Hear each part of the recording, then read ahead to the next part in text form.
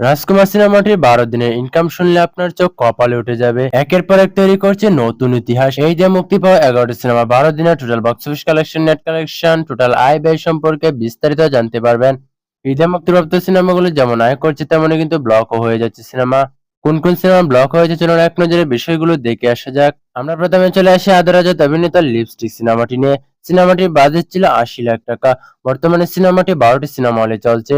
12 দিনের সিনেমাটি বক্স অফিসে ক্রস কালেকশন করে 19,10,000 টাকা। 12 দিনের সিনেমাটি টোটাল নেট কালেকশন করে 9,10,000 টাকা।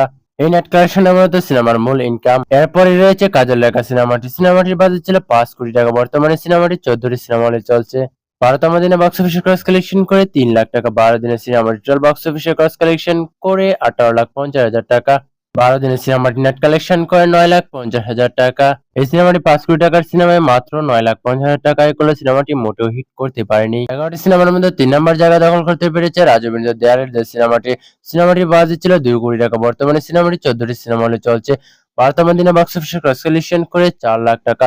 12 দিনের সিনেমাটি টোটাল বক্স অফিসে ক্রস কালেকশন করে 20,20,000 টাকা। 12 দিনের সিনেমাটি টোটাল নেট কালেকশন করে 10,90,000 টাকা। তো এই সিনেমাটি মোটামুটি আয় করতে পেরেছে তুলনামূলক, তবে সিনেমাটি হিট করতে পারেনি। এদিকে 2 নম্বর জায়গাও দখল করে রেখেছে রাজ অভিনীত ওমর সিনেমাটি। সিনেমাটির বাজেট ছিল 2 কোটি টাকা। বর্তমানে সিনেমাটি 21টি সিনেমা হলে চলছে। 12তম দিনে বক্স অফিসে ক্রস কালেকশন করে 5,90,000 টাকা।